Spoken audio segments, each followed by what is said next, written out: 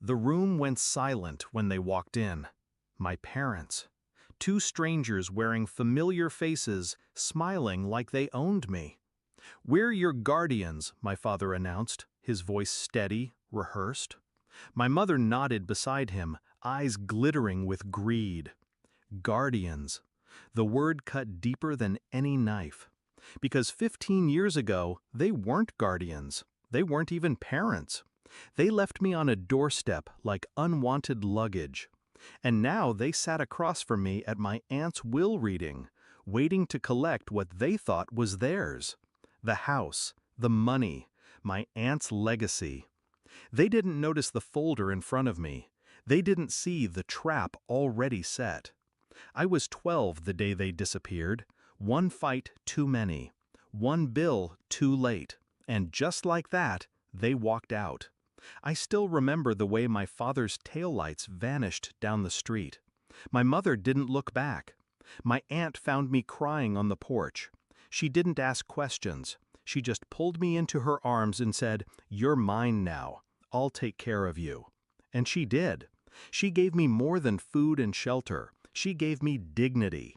She taught me control, discipline, patience. Revenge, she once told me, isn't about anger. It's about timing. When she died, something inside me broke. But grief wasn't the only thing that arrived at her funeral. My parents showed up too, bold as ever. Hugs, crocodile tears, empty words about family. That's when I realized what they wanted. Not me, her money. And that's when the planning began. I didn't push them away, not yet. Instead, I let them back in. I let them talk. I let them dream out loud about the life they'd live with our inheritance. They called me kiddo again. They asked about my plans. They tried to rewrite history with fake warmth. But every word they spoke was evidence. Every sentence exposed their greed. I saved every message, every voicemail, every desperate email asking when the estate would be settled. I kept my face calm, my voice steady, because you don't show your hand before the cards hit the table. At the will reading, I sat tall in my chair, hands folded. They were buzzing with excitement, whispering to each other like gamblers about to win big. Then the lawyer walked in. My lawyer, not theirs. The color drained from their faces when they saw him. I had anticipated their move months earlier. Legally, they had no claim. They'd abandoned custody years ago. But greed makes people reckless. They had filed a petition to be recognized as my legal guardians retroactively, thinking they could step in now that money was on the table. What they didn't expect was the evidence I had prepared. Emails begging me to hurry things along. Texts about how we deserve this after everything we sacrificed. A recorded call where my father said the words, "She owes us. We made her. She wouldn't have survived without us." I slid the folder across the table. My lawyer opened it like a blade. Every page was a cut.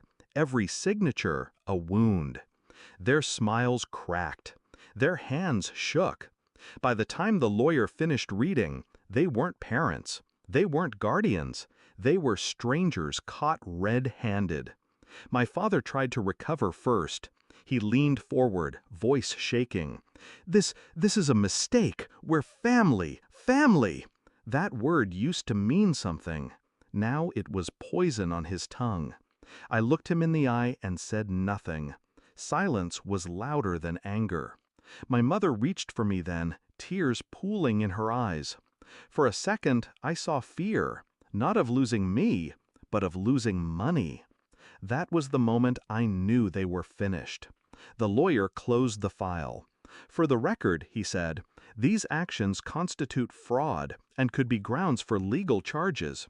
My client has chosen, mercifully, not to pursue them." Mercifully. That was my final gift to them. Not prison, not public shame. Just emptiness. They left the room pale, trembling, broken. They arrived expecting millions, and walked away with nothing but the weight of their failure. Afterward, the lawyer asked me if I wanted to press charges. I said no. My aunt once told me, "Some debts are paid not in court, but in silence." This was one of them. I live in the house now. It's quiet. Too big for one person maybe, but when I walk through its halls, I feel her presence.